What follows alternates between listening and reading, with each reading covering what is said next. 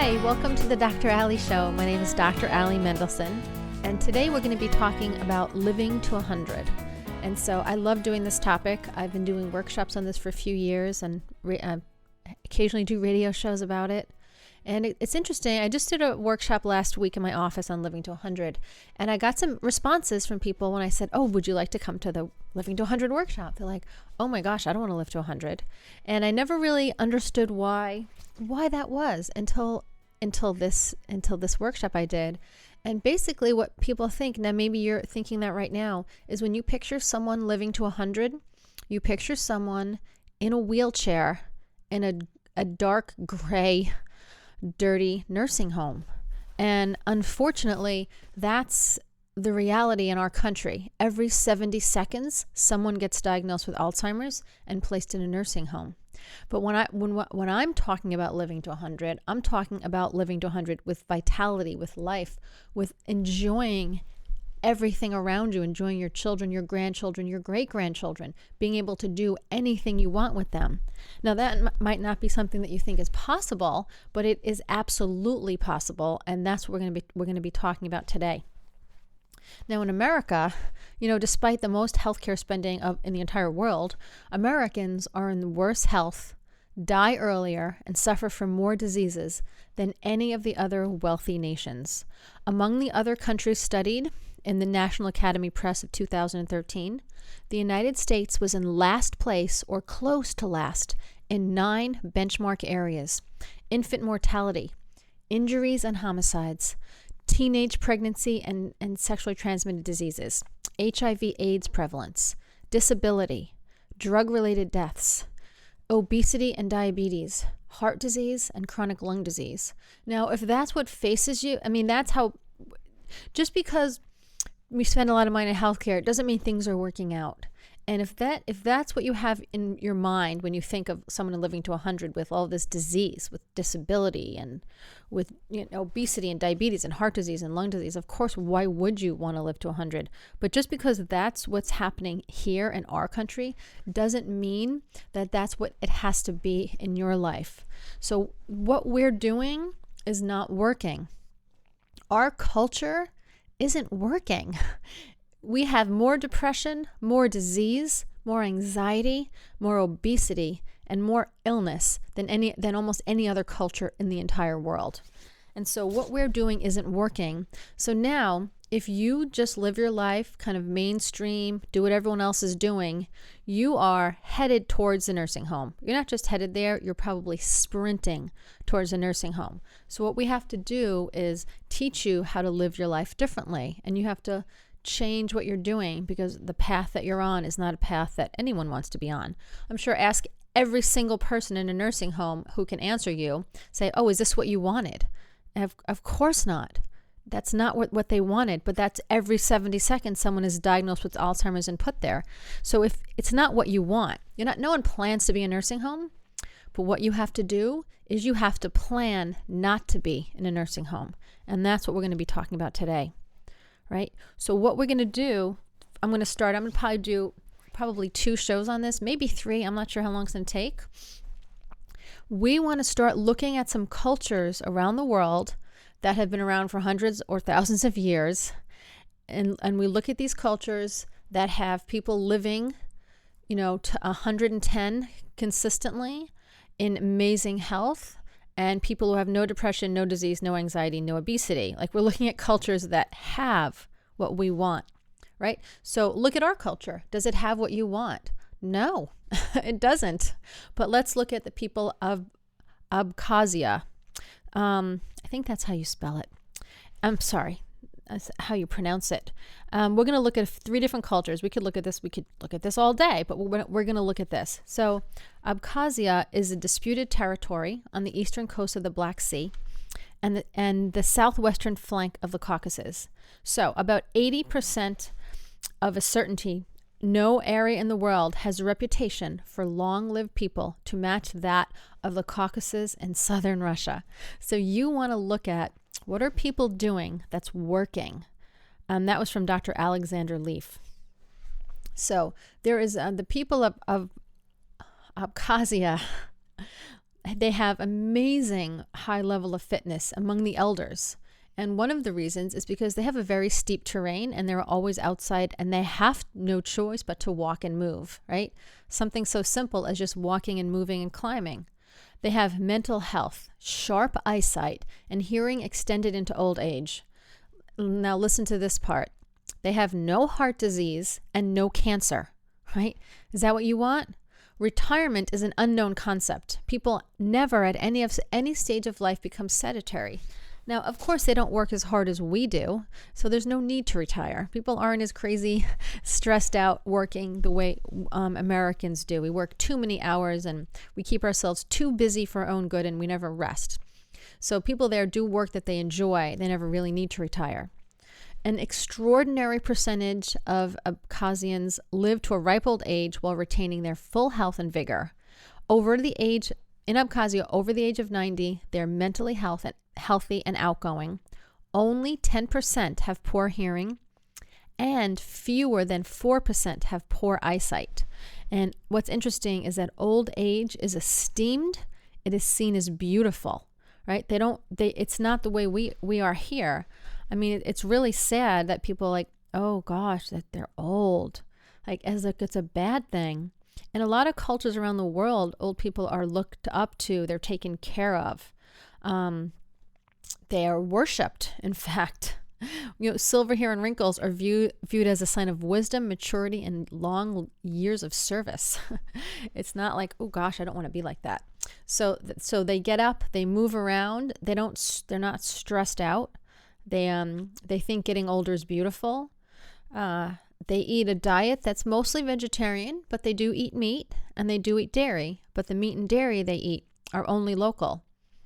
Grass-fed meat, grass-fed dairy, not pasteurized. They eat a really high diet in vegetables. A lot of their vegetables are eaten raw. And actually, what's interesting is overeating is considered inappropriate in their country. And so a lot of people don't overeat. It's not we get together here and people eat massive amounts of food, but they don't do that there. And a major source of their fat is gotten from nuts over there. And so they eat really just kind of the way we talk about in Maximize Living. Fresh, clean food. There are no stores. They don't have, they don't have a Stop and Shop with, aisles and aisles of packaged food. They just don't live their life that way. That's just not their culture. And they live well into their, in that country, between 90 and 110 are considered seniors. In our country, you're a senior at 65. Now, 65 isn't old. Forget what anyone is telling you that you're a senior. 65 is not old. 90, okay, I'll give it to you. 90, 100, 110, that's old. That's fine. But 65, 70, 75, maybe even 80, come on, it's not old. We're kind of believing all the marketing we hear, right? We just are. I mean, it's just sad. So that's one culture that has what we want. No cancer, no heart disease, no problems with hearing or eyesight. Old people are beautiful. They do whatever they want. They never retire. They eat nice, good, healthy food. It's not hard. You just got to eat, you eat healthier. You stop stressing yourself out. You get plenty of rest. You enjoy your life and you move around and don't think you're old. Let's look at the people of the Hunza Valley. Now, the Hunza Valley is a mountainous valley in the region of Pakistan.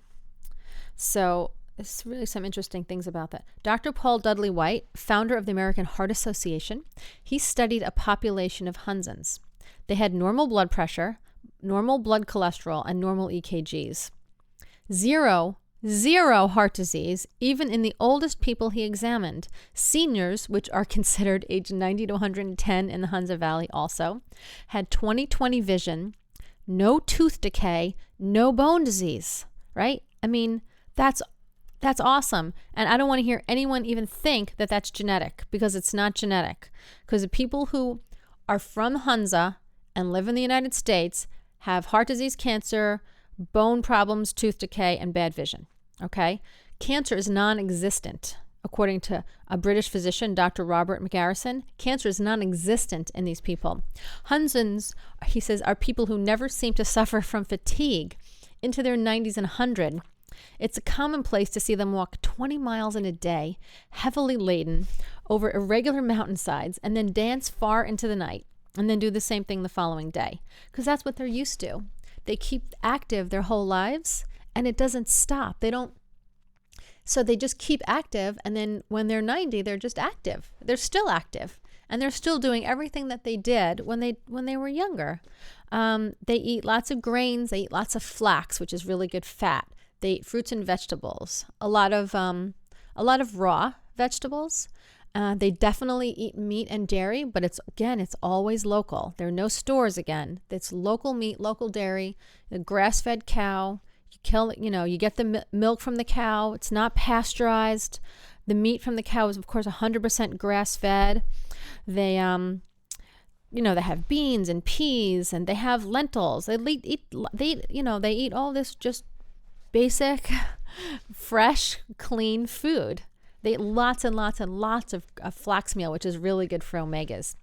But again, they also eat meat when there's not a lot of meat available for them. Otherwise, they probably eat more. But again, it's another culture that we're looking at. It's like, okay, well, what do these people do who have no cancer, no heart disease? Seniors are considered age 90 to 110. They have 20/20 vision, no tooth decay, no bone disease. They're energetic. They rarely suffer from fatigue, and they walk 20 miles a day. So how do they live their lives? They always stay active. They get plenty of sleep.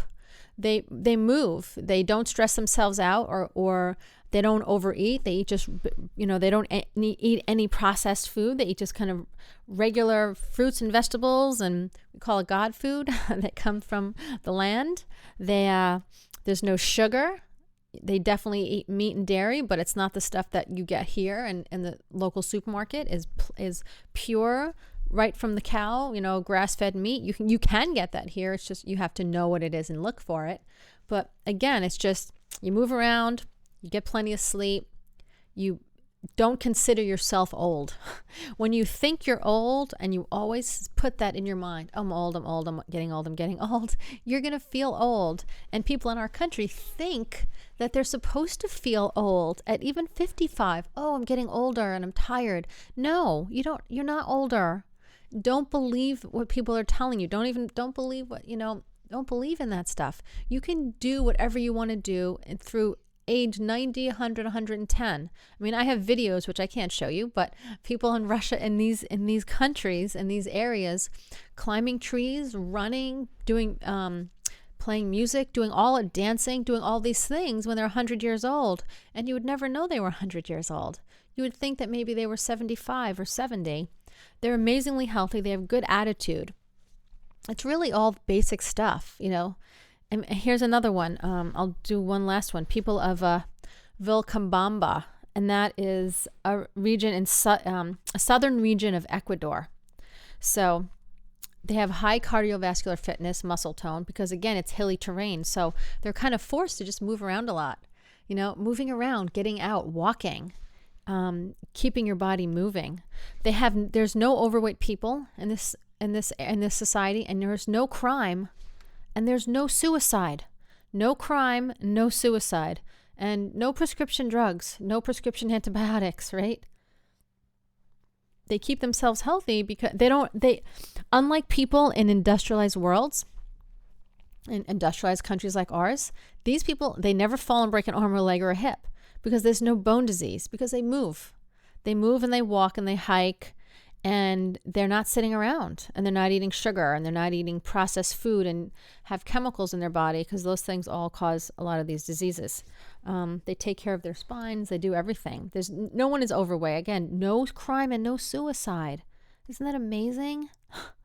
There's no stores. There's no packaged food. There's no processed food. There's no artificial preservatives. There's no chemical additives.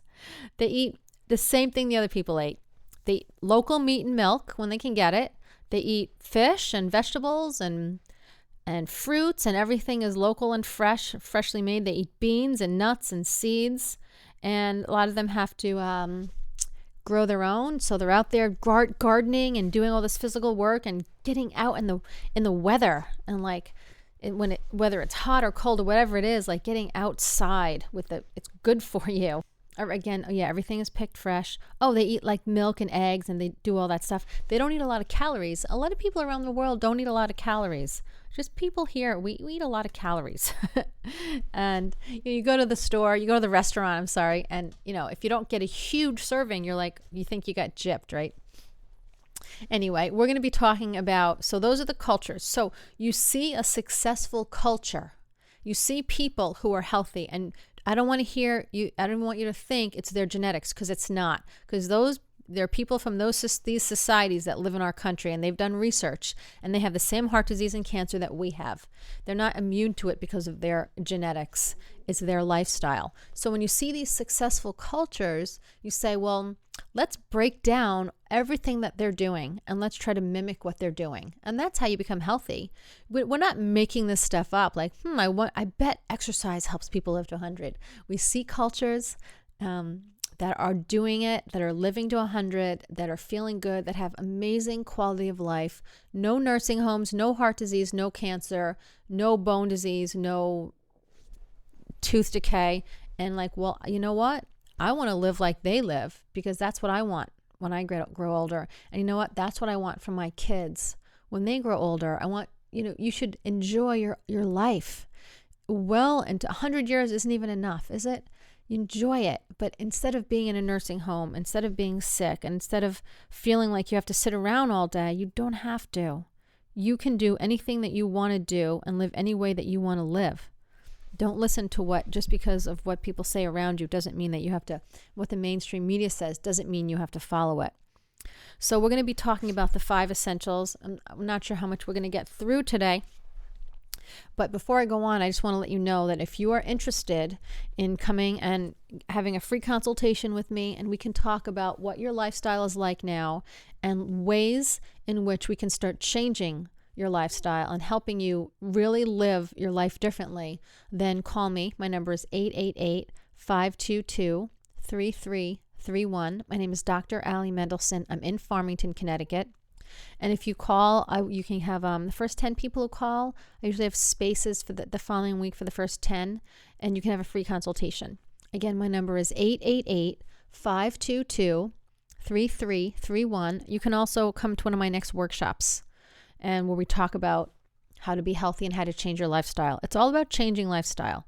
It's never about losing weight or anything like that. Or, you lose weight when you change your lifestyle. It's all about changing your lifestyle.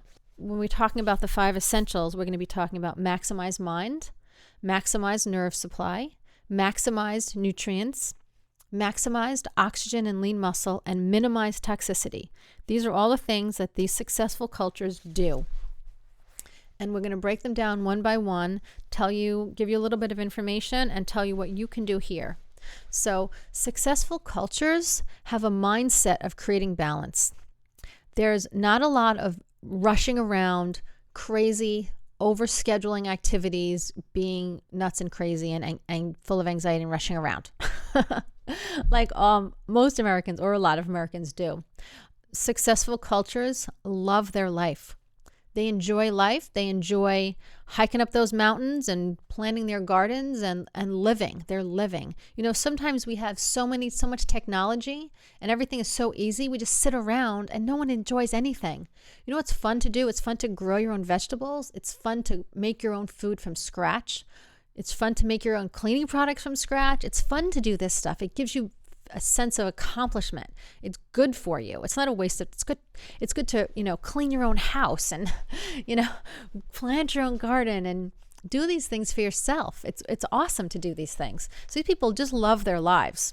And of course, having great relationships. A lot of other cultures, they are closer. The families live closer together. Older people live with their children and their grandchildren live in the same house, and they just have different types of, it's a different culture. They live differently. They take care of each other more. So we're going to talk a little bit about a good mindset. So I'm going to read you some really interesting research from King's College Hospital in London, England. So this hospital conducted a study among cancer patients who had undergone mastectomies. Researchers at the hospital tracked the progress of 57 women. Of the ones who had a positive attitude when they were diagnosed with cancer, 7 out of 10 were alive 10 years later. But the ones who felt a sense of hopelessness during diagnosis, 8 of 10 died.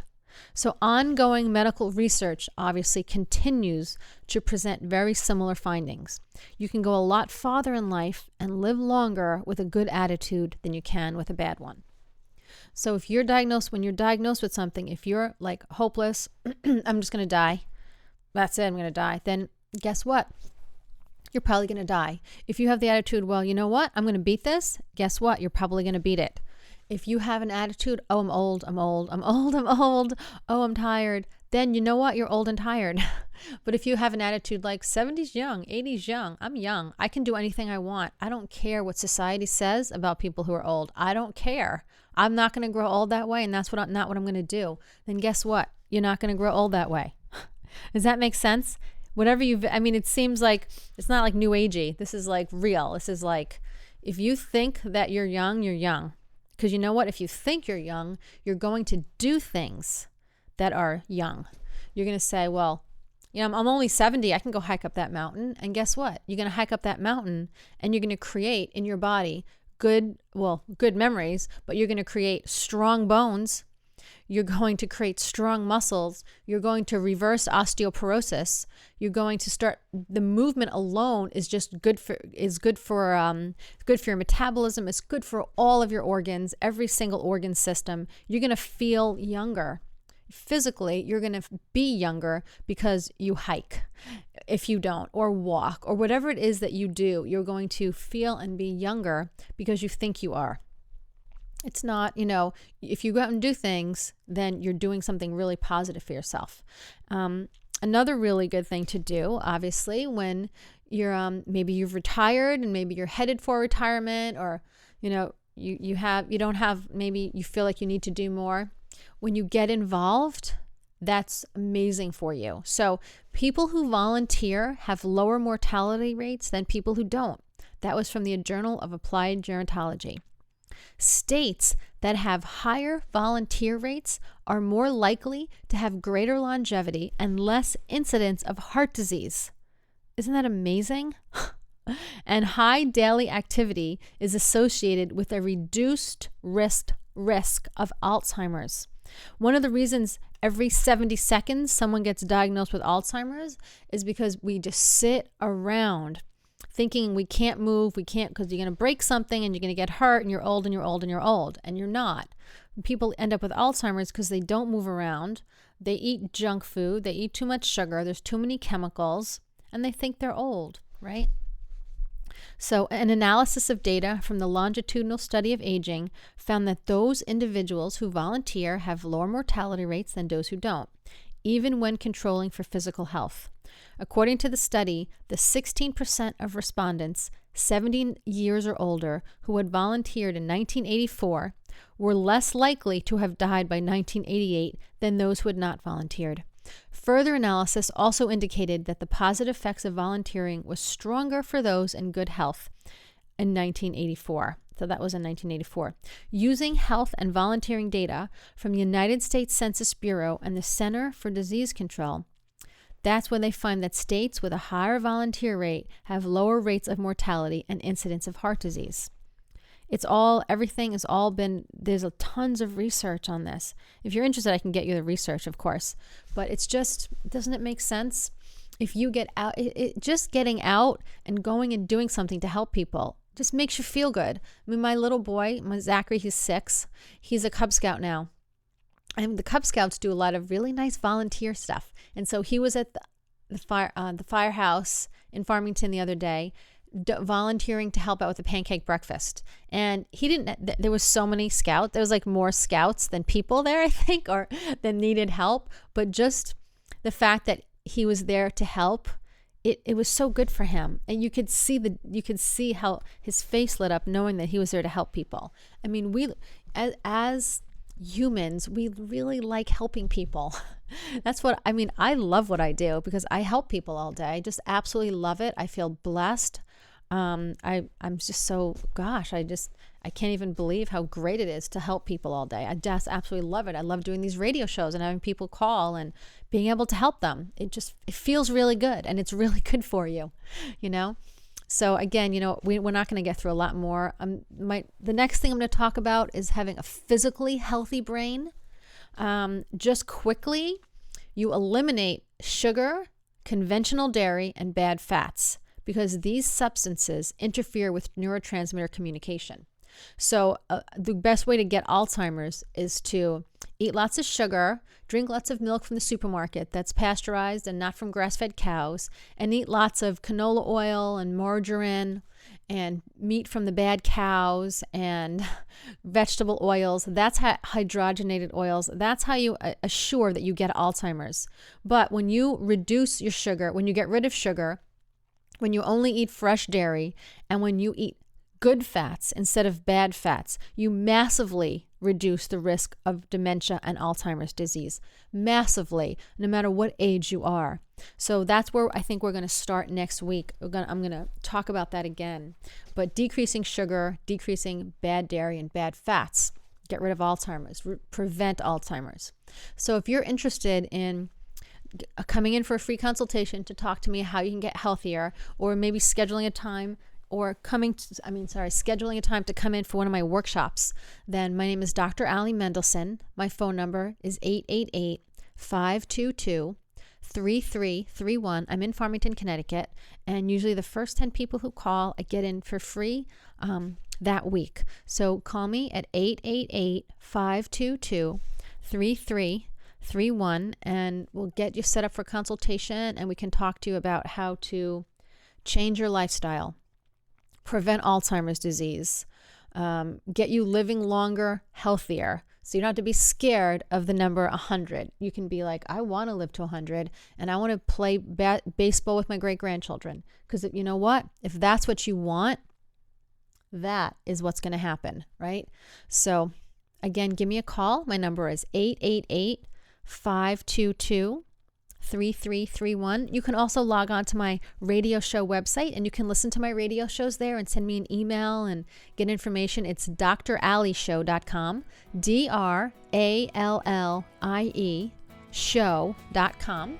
And again, you can go under my archives and listen to old radio shows. You can send me an email. You can link to my other website, anything you need. Thank you so much for listening today, and I hope to hear from you soon. God bless you. Bye.